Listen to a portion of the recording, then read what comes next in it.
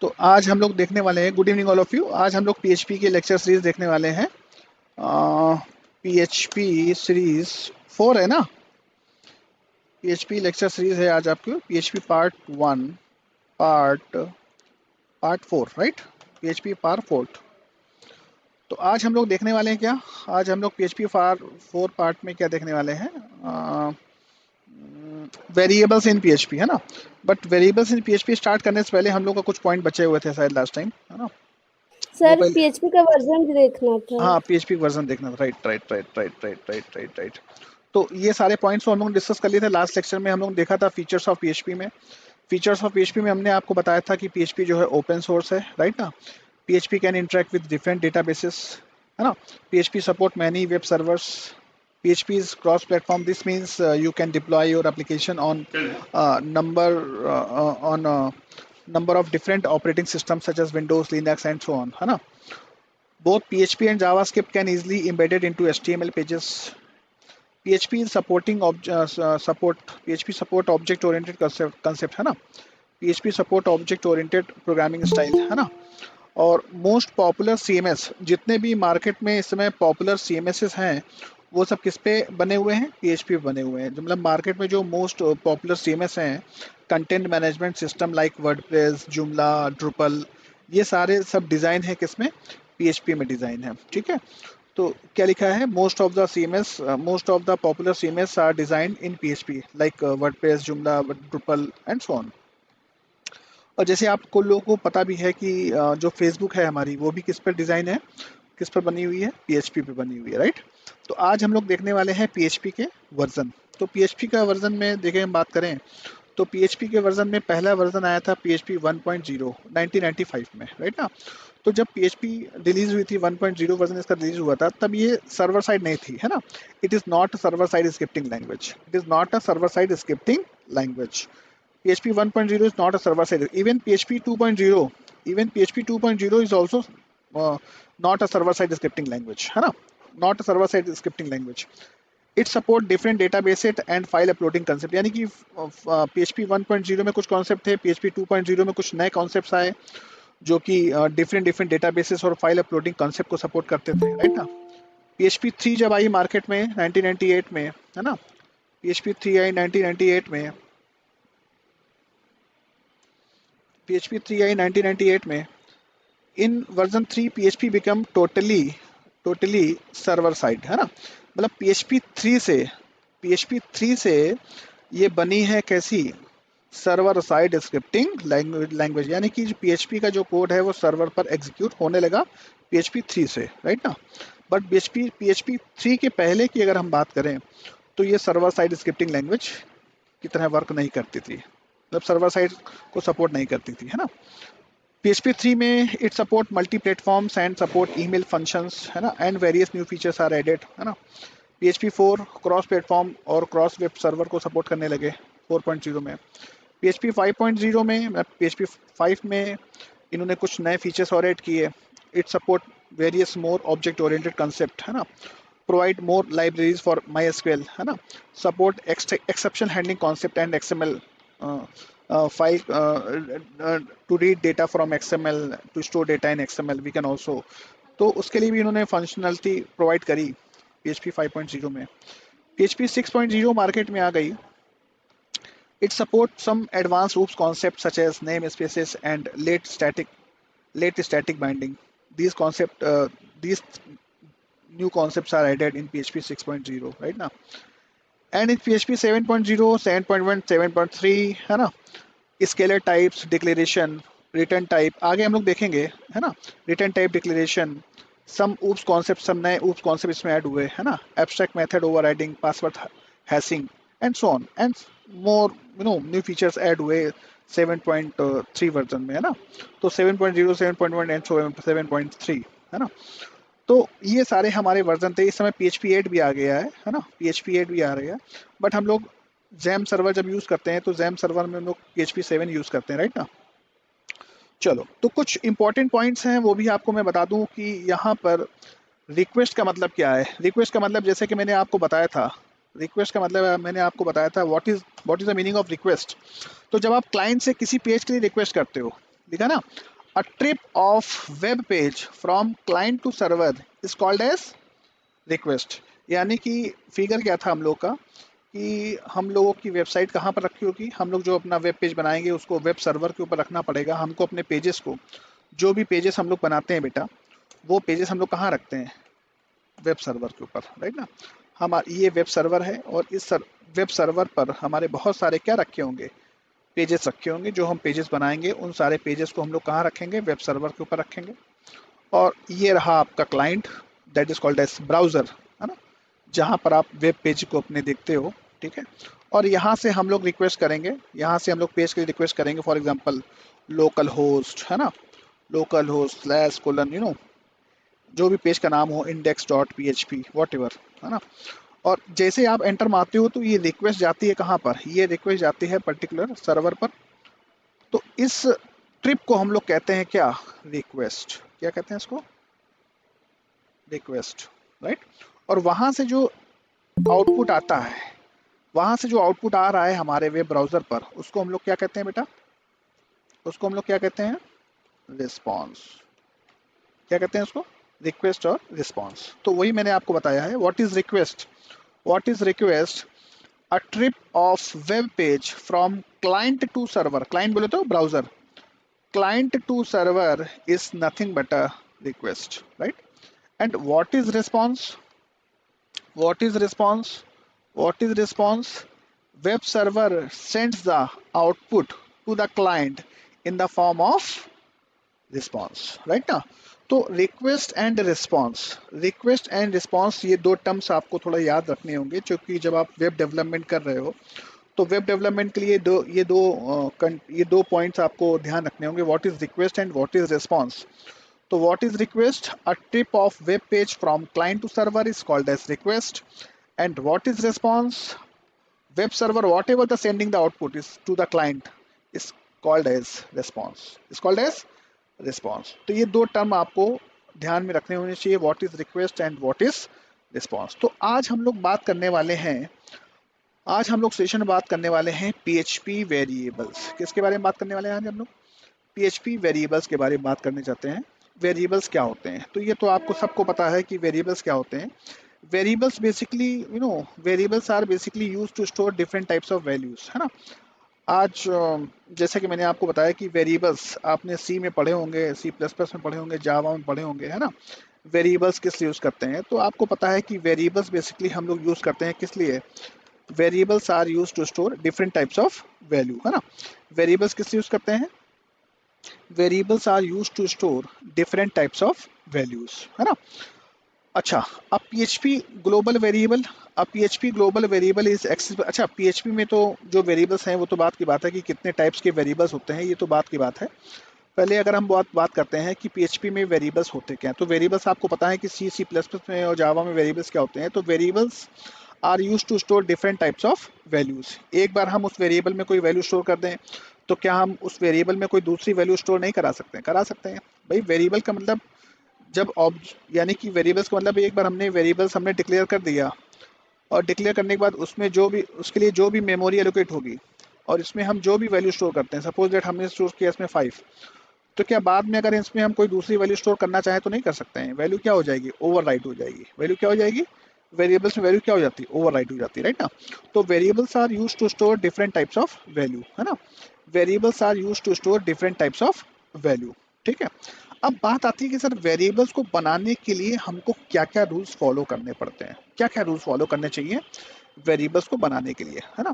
तो rules for defining a variable, सबसे खास बात, it's a very very different from C C plus plus Java programming language, यानी कि पीएचपी में, PHP is little bit different from C C plus plus जावा।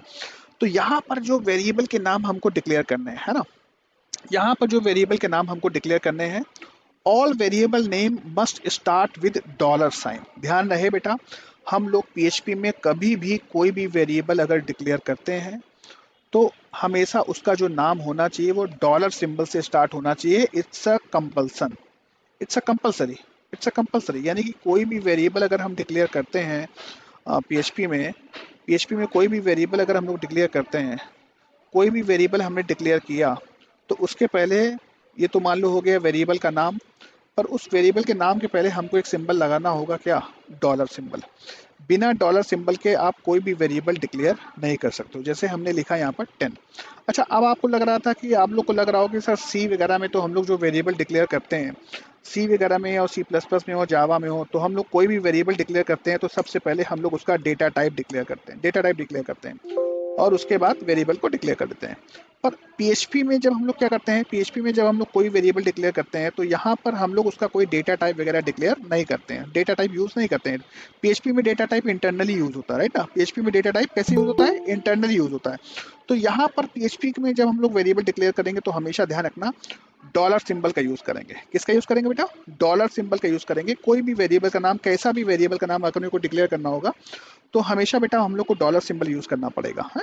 और PHP जो है वो लूजली टाइप्ड लैंग्वेज है। पीएचपी कैसी है, पीएचपी जो है वो लूजली टाइप्ड मैंने आपको स्टार्टिंग में बताया था, PHP is loosely typed language. Loosely typed language यानी कि पीएचपी में इंटरनली डेटा टाइप्स यूज होते हैं, but for developers point of view it is, मतलब ये एक तरीके से रिस्ट्रिक्शन है कि आप डेटा टाइप वेरिएबल को बनाते वक्त यूज नहीं करोगे। पॉइंट क्लियर है। तो हम लोग यहाँ पर कोई भी वेरिएबल डिक्लेयर करेंगे तो डॉलर सिंबल लेना जरूरी है। बिना डॉलर सिंबल के कोई भी वेरिएबल आप डिक्लेयर नहीं कर सकते हो। जैसे आपने लिखा dollar A is go to 10, that is valid. और अगर आपने लिखा होता, अगर आपने केवल लिखा होता A is go to 10, that is that is invalid, that is invalid. पर यही पीएचपी में अगर आपको कोई भी वेरिएबल डिक्लेयर करना होगा तो आपको डॉलर सिंबल पहले लगाना पड़ेगा, ठीक है। तो all variables name must start from dollar symbol, dollar sign, right ना। जैसे dollar A is go to 10, dollar B is go to 20, dollar S is go to BTPS, whatever. तो कोई भी वेरिएबल हम लोग डिक्लेयर कर सकते हैं, ठीक है। अच्छा, खास बात मैंने आपको बताई ना कि पीएचपी में जो डॉलर सिंबल लेंगे, अच्छा खास बात ये कि ना कि हम लोग को डेटा टाइप डिफाइन नहीं करनी है। अगर सपोज दैट हमको इंटीजर वैल्यू डिफाइन करनी है तो dollar A is equal to 10, for example integer value. Suppose that मुझे फ्लोट वैल्यू डिफाइन करनी है तो dollar B is equal to 10.25, for example. मुझे स्ट्रिंग वैल्यू डिफाइन करनी है तो dollar S is equal to double quote में। String value हमेशा हम लोग कैसे पास करेंगे, स्ट्रिंग वैल्यू हम लोग हमेशा डिक्लेयर करेंगे कैसे, डबल कोट के अंदर, राइट ना। स्ट्रिंग वैल्यू डबल कोट या फिर सिंगल कोट में हम लोग डिक्लेयर कर सकते हैं, नो प्रॉब्लम। क्लियर है। तो पहला पॉइंट है all variables name must start from dollar sign, जैसा कि हम लोग ने देखा। दूसरा रूल क्या है, दूसरा रूल क्या है वेरिएबल बनाते वक्त, the valid characters in PHP variables are. क्या क्या वैलिड कैरेक्टर्स हैं हम लोग यूज करेंगे वेरिएबल बनाते वक्त, small A to Z, capital A to Z, 0 to 9 और अंडरस्कोर सिंबल यूज कर सकते हैं। इनके अलावा कोई दूसरा सिंबल हम लोग अपने पीएचपी के प्रोग्राम में, पीएचपी में वेरिएबल बनाते वक्त यूज नहीं कर सकते हैं। यानी कि जो वैलिड कैरेक्टर्स हैं पीएचपी में वो यही यूज करेंगे। चलो एक काम करते हैं, हम लोग एग्जांपल भी साथ साथ करते चलते हैं तो इससे हमारे कॉन्सेप्ट क्लियर होते चलते हैं। तो उसके लिए हमको क्या करना पड़ेगा, हमने notepad notepad plus plus open किया और यहाँ पर इस फाइल को हम लोगों ने सेव कर लिया। कहीं पर सेव कर लेते हैं, फाइल न्यू, और इस फाइल को सेव करेंगे हम लोग, ठीक है, इसी नाम से सेव करेंगे। यहाँ पर पीएचपी सिंबल कैसे स्टार्ट करेंगे, क्वेश्चन मार्क पीएचपी, पीएचपी का जो भी कोड लिखना होगा हम लोग इसी कोड के अंदर लिखेंगे, ठीक है ना। ये सर्वर साइड कोड होता है, ठीक है। और इसके अंदर जो भी कोड लिखोगे वो सर्वर पर क्या होगा, एग्जीक्यूट होगा, ठीक है। तो ब्राउजर पर नहीं एग्जीक्यूट होगा, कहाँ पर एग्जीक्यूट होगा, ये कोड कहाँ पर एग्जीक्यूट होगा, सर्वर पर एग्जीक्यूट होगा। तो सपोज दैट हमने डॉलर सिंबल दिया, dollar A is equal to 10 semicolon, और यहाँ पर मैंने इस इको फंक्शन के थ्रू हमने इस डॉलर ए को प्रिंट कराया, नो प्रॉब्लम। तो इसका आंसर क्या आना चाहिए, 10 आना चाहिए। तो चलो एक काम करते हैं, सबसे पहले हम इस फाइल को सेव करते हैं। हमने प्रोग्राम नोटपैड फाइल खोली, नोटपैड प्लस प्लस, इस फाइल को सेव करी, कहाँ पर सेव करी, जैम सर्वर के ऊपर। मैंने बताया था ना कि जैम सर्वर कहाँ मिलेगा, सी ड्राइव, यहाँ से हम लोग को जैम सर्वर, और यहाँ पर htdocs के अंदर मैंने एक फोल्डर बनाया था, आपको याद होगा, BTPS वेबसाइट नाम से। क्लिक ऑन दैट और यहाँ पर मैं फाइल का नाम दे देता हूँ second dot P H P, sec dot P H P, right. और यहाँ से हम लोग इसको क्या कर लेंगे, सेव कर लेंगे। उसके बाद दूसरा काम क्या रहेगा, जैसे ही देखो बेटा मैंने इसको PHP एक्सटेंशन सेव किया तो देखो इसका कलर ऑटोमेटिकली क्या हो गया, चेंज हो गया। That is the benefit of editor, that is the benefit of editor. तो अभी हम लोग क्या चालू करते हैं, अभी हम लोग चालू करते हैं, अभी हम लोग चालू करते हैं क्या, जैम्प सर्वर। कैसे चालू करेंगे जैम्प सर्वर, जैम्प, और यहाँ से जैम्प सर्वर हम लोग स्टार्ट करते हैं। जैम्प सर्वर स्टार्ट करेंगे तो यहाँ पर आप लोग के में स्टॉप होगा, ठीक है। तो हम लोग को यहाँ से अपना अपाचे वेब सर्वर स्टार्ट करना होगा, तभी वो हमारे PHP के कोड को एग्जीक्यूट करेगा, राइट ना। और यहाँ से हमको MySQL डेटाबेस कनेक्टिविटी पर्पस के लिए आगे हम लोग देखेंगे, पढ़ेंगे, इसको भी आप लोग स्टार्ट कर लीजिएगा, नो प्रॉब्लम, राइट ना।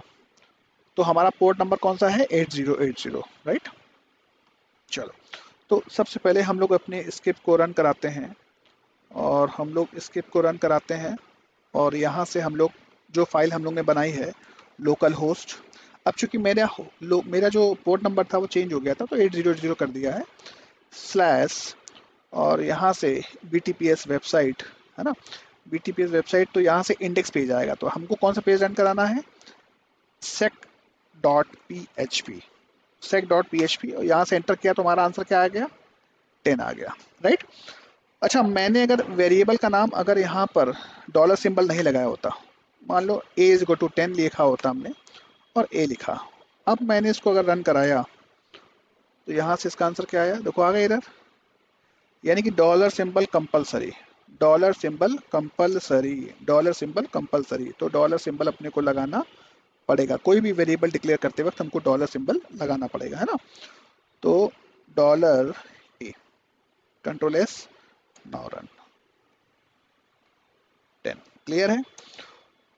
तो कोई भी जैसे डॉलर ए, अब जैसे आपने लिख लिया dollar B is equal to, double quote के अंदर मान लो आपने 20.34, राइट ना, और dollar S is equal to double quote में आपने लिख दिया BTPS, वॉट एवर जो भी है। तो इस तरीके से आप ई को आप करा सकते हैं, control C, control V, control V, और यहाँ पर आपने dollar b and dollar s, right, control S, and now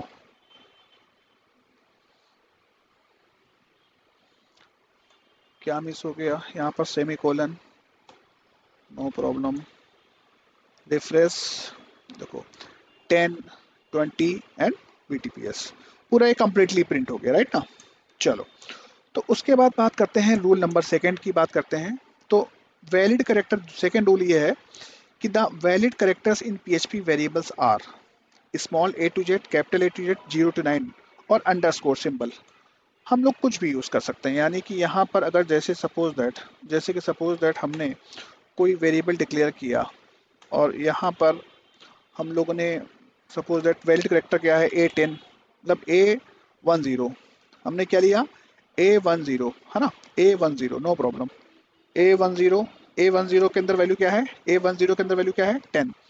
तो यानी कि हम लोग small A to Z, capital A to Z और 0 to 9 कोई भी डिजिट यूज कर सकते हैं, कोई कोई भी डिजिट यूज कर सकते हैं।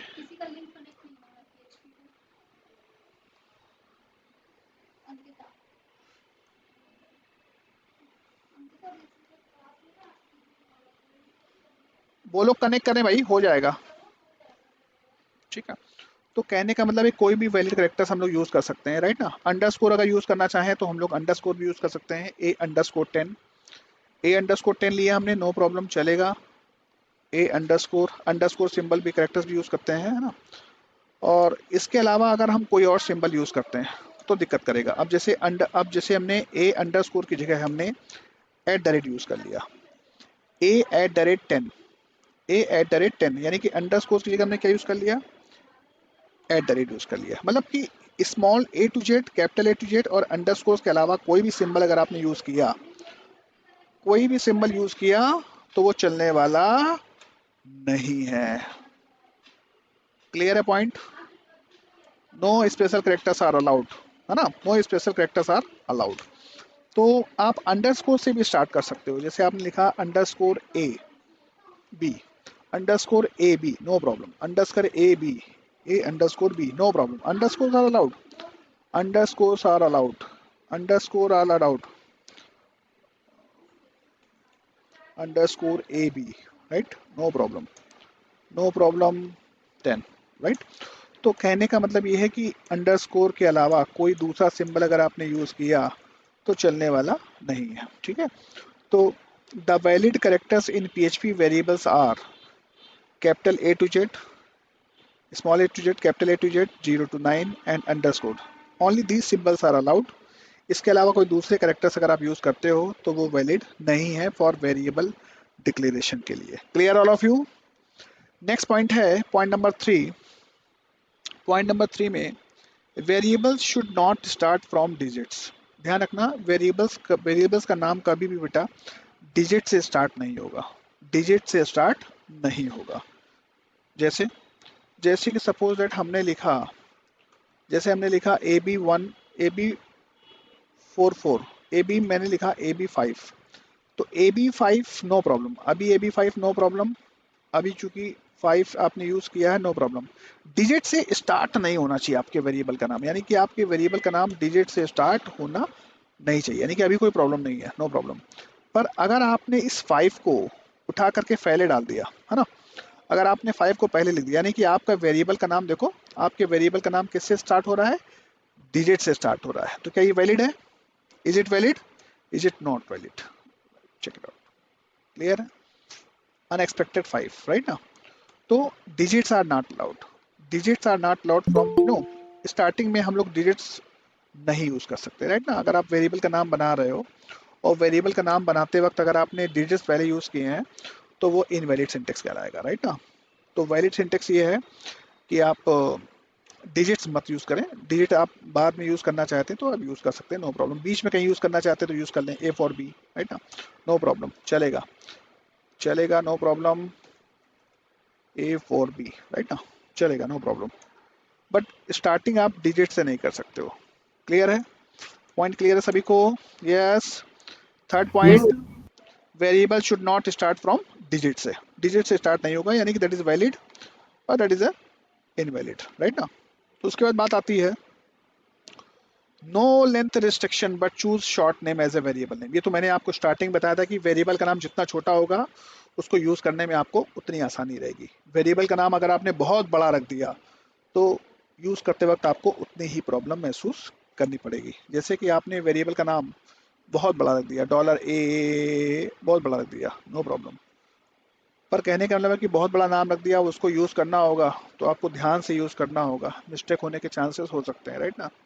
No problem, control S, no problem, no problem, no problem. पर कहने का मतलब है कि जितना बड़ा वेरिएबल का नाम आप रखोगे उसको यूज करने में उतनी ही प्रॉब्लम होगी। तो वेरिएबल का नाम आप कितना बड़ा भी रखो कोई प्रॉब्लम नहीं है, राइट ना? बट रिकमेंडेशन क्या है? Recommendation is take short name, take short name, take short name. अब बड़ा नाम लोगों को उतना दिक्कत होगा, राइट ना? तो वेरिएबल का नाम हमेशा रिकमेंडेशन ये है कि 15 कैरेक्टर्स के 15 कैरेक्टर्स के अराउंड होना चाहिए, 15 कैरेक्टर से ज़्यादा नहीं होना चाहिए, है ना? It is recommendation. बट अगर आप बहुत बड़ा नाम लोगे तो उसको फिर आपको यूज़ करने में उतनी ही प्रॉब्लम होगी। No problem, no problem, clear है? उसके बाद नेक्स्ट पॉइंट है PHP variables are case sensitive. PHP variables are case sensitive. Case sensitive मतलब समझते हो ना? केस सेंसिटिव का मतलब ये है कि सपोज दैट हमने कोई वेरिएबल बनाया $A is equal to 10, right ना? और हमने एक वेरिएबल बनाया capital A is equal to 20, right ना? तो कहने का मतलब है कि PHP variables point of view case sensitive है। अगर आपने स्मॉल a लिखा है और यहाँ पर अगर आप स्मॉल a प्रिंट कर रहे हो तो क्या आंसर आएगा? यस, यस, आंसर क्या आएगा? 10 आएगा, राइट ना? और अगर हम कैपिटल A लिखते हैं तो क्या आंसर आएगा? सर 20. 20। तो एक्चुअली में PHP variables point of view, PHP variables point of view case sensitive है। PHP जो है variables point of view, PHP जो है वेरिएबल्स पॉइंट ऑफ व्यू कैसा है? केस सेंसिटिव है। केस सेंसिटिव मतलब स्मॉल a, मतलब स्मॉल a में वैल्यू क्या स्टोर कराई है आपने? 10, और कैपिटल A में वैल्यू क्या स्टोर कराई है? 20। और आप समझ रहे हो कि नहीं ये तो एक ही है, हम यहाँ पर कैपिटल ए लिखेंगे तो ये 10 प्रिंट करेगा, ऐसा पॉसिबल नहीं है, राइट ना, क्योंकि कैपिटल ए में वैल्यू क्या स्टोर कराई आपने 20, तो यहाँ 20 प्रिंट करेगा। क्लियर है कि नहीं क्लियर है? अब जैसे सपोज दैट आपने यहाँ पर B T P S is equal to double quote में आपने स्टोर कराया 10 फॉर एग्जाम्पल, और dollar dollar capital B T P S equal to value store कराई 20, और dollar B T P S is equal to 30, no problem. और मैं यहाँ पर प्रिंट कर रहा हूँ dollar dollar B T P S, क्या इसका आंसर आएगा? What should be the right answer? 10, right. क्या आंसर आएगा? 10, नो प्रॉब्लम। और अगर मैं यहाँ पर लिखता हूँ कैपिटल लेटर से बी टी पी एस, क्या आंसर आएगा? सर 30। 30, राइट। और अगर मैंने अगर मैंने लिख दिया, ऐसा लिख दिया बी टी पी एस, ऐसा लिखा, तो क्या आंसर आएगा? 20। सर एरर से होगा। एरर आएगी। Control S, now check it out. क्या बोला? Undefined variable B T P S, क्योंकि बी टी कैपिटल है, पी एस स्मॉल लेटर से है, पर बी टी पी एस नाम का कोई भी इस नाम का कोई भी वेरिएबल हमारे प्रोग्राम के अंदर अवेलेबल नहीं है। पॉइंट क्लियर है नहीं क्लियर है? Yes all of you? तो PHP variables are case sensitive. PHP variables are case sensitive. PHP variables are case sensitive, right? अच्छा, उसके बाद क्या लिखा है? There will be no space between variable name. ध्यान रखना, वेरिएबल को बनाते वक्त बीच में कोई भी स्पेस होना नहीं चाहिए। उसकी जगह, उस स्पेस की जगह आप अंडरस्कोर यूज कर सकते हो। जैसे जैसे बहुत बार क्या होता है कि जब हम लोग वेरिएबल डिक्लेयर करते हैं, जैसे हमने लिखा dollar A space B is equal to 10, हमने ऐसा लिखा, मतलब हमको लग रहा है कि ये वेरिएबल है ए स्पेस बी। पर मैं आपको बता दूं कि अगर आप वेरिएबल बना रहे हो और वेरिएबल बनाते वक्त अगर आपने बीच में स्पेस दे दिया, वेरिएबल बनाते वक्त अगर आपने स्पेस दे दिया, तो वो चलने वाला नहीं है। ये स्पेस कोई फिल नहीं करेगा। Just check it out. Error है, सिंटेक्स एरर। क्लियर नहीं क्लियर है? तो कहने का मतलब ये है कि जब हम लोग बेटा वेरिएबल बनाते हैं, तो वेरिएबल बनाते वक्त कभी भी वेरिएबल के नाम के बीच में कभी भी स्पेस मत देना, भूल से भी, है ना। वेरिएबल बनाते वक्त कभी भी आप बीच में स्पेस मत दो। हाँ, अगर आपको लगता है कि नहीं बीच में स्पेस होना चाहिए, तो आप स्पेस की जगह क्या दे सकते हो? अंडरस्कोर। आप अंडरस्कोर दे सकते हो, बीच में स्पेस नहीं होना चाहिए। कभी कभी हम लोग वेरिएबल डिक्लेयर करते हैं, जैसे हम लोग ने वेरिएबल डिक्लेयर किया, जैसे हम देखो सेव नहीं किया, A underscore B, right, that is valid, no problem, no problem, no problem. Save नहीं हुआ क्या? Oh sorry, semicolon, right. Clear है? तो ध्यान रहे बीच में, जैसे कभी कभी हम लोग जब फॉर्म वगैरह बनाते हैं ना, तो हम लोग जानते हो, जब फॉर्म वगैरह बनाते हैं तो वेरिएबल का नाम हम लोग जानते हो कैसे रखते हैं? फर्स्ट फर्स्ट स्पेस नेम, ऐसा दे दिया, first name is equal to double quote के अंदर Anuj semicolon dollar last name is equal to double quote के अंदर हमने दे दिया शुक्ला, फॉर एग्जांपल, राइट ना। उसके बाद हमने क्या दे दिया? Dollar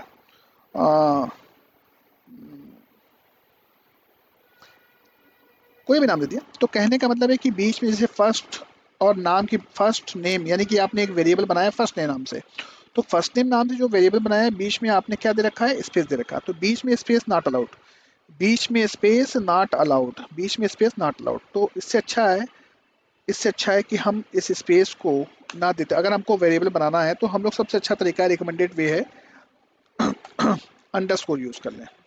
underscore is recommended, underscore is recommended, right ना, लास्ट नेम। तो इस तरीके से हम लोग अंडरस्कोर लगा करके यूज कर सकते हैं, बीच में स्पेस देना अलाउड नहीं है। तो जैसे हमको प्रिंट करना है, प्रिंट करेंगे simply control C and control V, ये आपका first name, second control C, control V and that is called as last name, right ना। तो कहने का मतलब है कि बीच में स्पेस अलाउड नहीं है, वेरिएबल का नाम बनाते वक्त बीच में स्पेस आपको देना नहीं चाहिए, है ना। तो ध्यान रखना, कभी भी हम लोग एप्लीकेशन डेवलपमेंट करेंगे और एप्लीकेशन डेवलप करते वक्त हम लोग कभी भी वेरिएबल के नाम को बनाते वक्त में बीच में स्पेस नहीं देना है। और अगर आपको लगता है कि बीच में सर स्पेस होना चाहिए, तो उसकी जगह आप यूज़ कर सकते हो क्या, अंडरस्कोर सिंबल यूज़ कर सकते हो, राइट। अंडरस्कोर सिंबल आप यूज़ कर सकते हो, नो प्रॉब्लम। जैसे कि मैंने आपको बताया कि हम लोग अपने वेरिएबल के नाम को अंडरस्कोर से भी स्टार्ट कर सकते हैं। जैसे कि मैंने आपको बताया underscore name, no problem. Underscore name is equal to double quote के अंदर मैंने लिख दिया BTPS फॉर एग्जांपल, राइट ना। तो अंडरस्कोर सिंबल भी आप यूज कर सकते हो, नो प्रॉब्लम। डबल अंडरस्कोर वो भी यूज कर सकते हो, अंडरस्कोर अंडरस्कोर, राइट ना। तो आप लोग जो है last name no problem, Kanpur no problem use कर सकते हैं, no problem.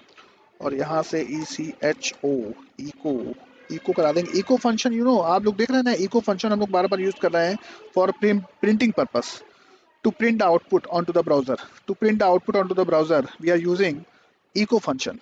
We are using echo function, right now. तो dollar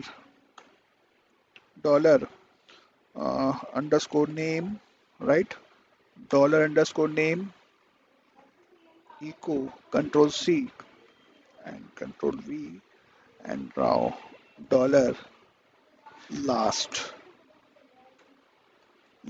name, right now, control S, now check, clear है, BTPS Kanpur for example. Clear all of you? Yes yes.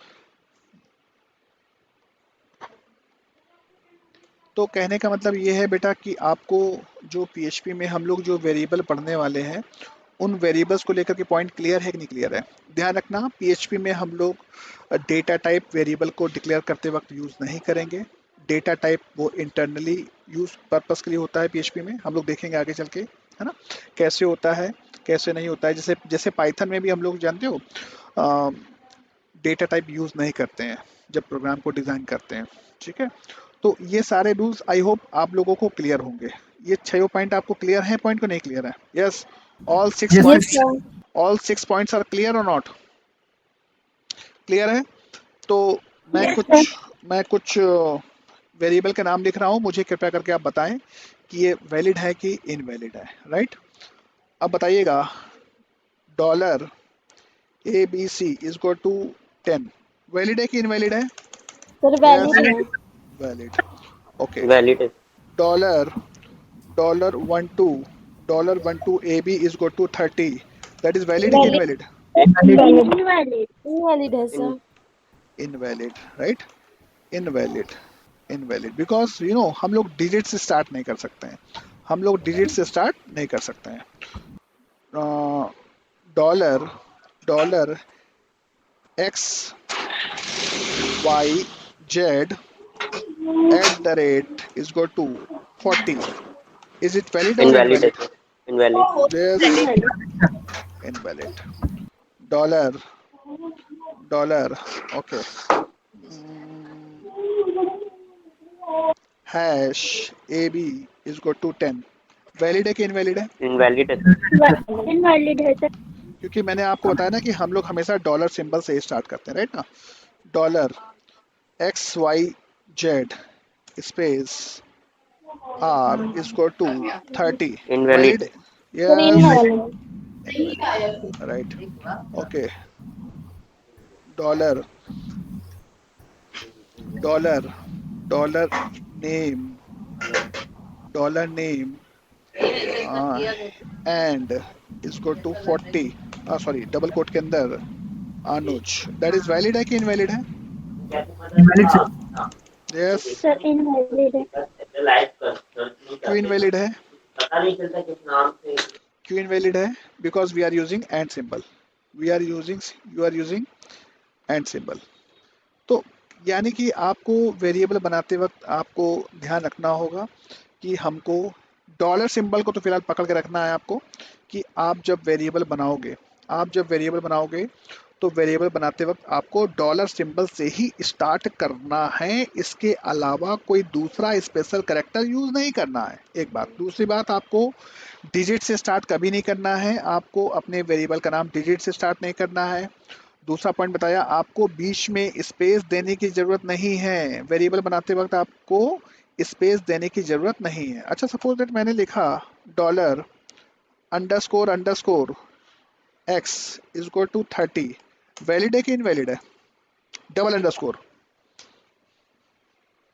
Sir valid है।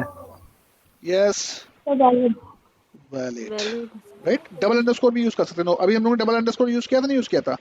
अभी हम लोगों ने डबल अंडरस्कोर यूज किया था, नहीं यूज किया था? डबल अंडरस्कोर देखो ना, double underscore last name use किया था, नो प्रॉब्लम, नो प्रॉब्लम। तो अंडरस्कोर से भी हम लोग स्टार्ट कर सकते हैं, नो प्रॉब्लम। बट इनके अलावा यानी कि small A to Z, small A to Z, capital A to Z, capital A to Z, 0 to 9, इनके अलावा कोई भी और डिजिट हम यूज, और अंडरस्कोर, इनके अलावा हम कोई और स्पेशल कैरेक्टर यूज नहीं कर सकते हैं अपने पीएचपी में वेरिएबल को बनाते वक्त। पॉइंट क्लियर है कि नहीं क्लियर है? Yes, Yes, sir. Yes all yes of sir, you. Sir कोई यस कंफ्यूजन? सर, कोई कंफ्यूजन? No any confusion? तो सर, पीएचपी में वेरिएबल्स को बनाते वक्त हमको कौन कौन से रूल्स ध्यान में रखने हैं, ये ध्यान रहेंगे। और ध्यान रखना, PHP variables point of view कैसी है बेटा? Case sensitive. कैसी है बेटा? केस सेंसिटिव, राइट ना? तो और ये स्पेस वाली बात भी मैंने आपको क्लियर कर दी। ओके, टाइप्स ऑफ वेरिएबल्स में, types of variables in PHP, कितने प्रकार के वेरिएबल्स होते हैं पीएचपी में?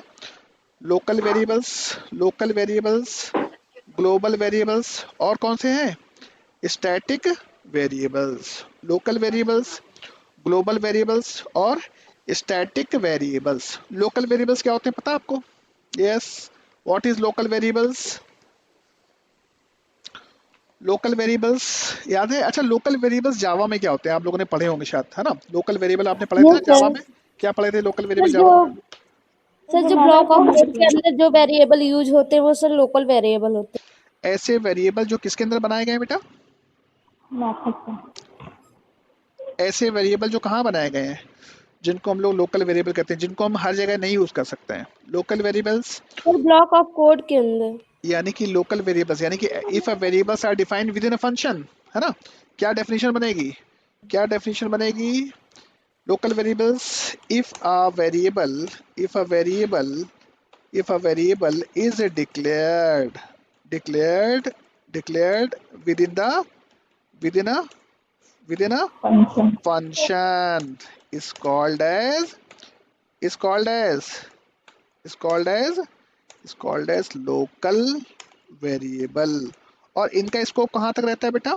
लोकल वेरिएबल्स का स्कोप, लोकल वेरिएबल्स का स्कोप उसी फंक्शन तक रहता है। यस और नो? Yes sir. क्या लोकल वेरिएबल्स को हम फंक्शन के बाहर कहीं भी यूज कर सकते हैं? कर सकते हैं, नहीं नहीं कर सर। नो सकते? सर। नहीं कर सकते हैं।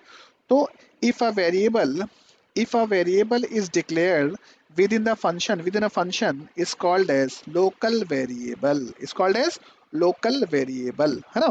तो देखते हैं लोकल वेरिएबल कैसे होता है। देखो जस्ट मिनट, जैसे कि सपोज दैट हमने फंक्शन बनाया।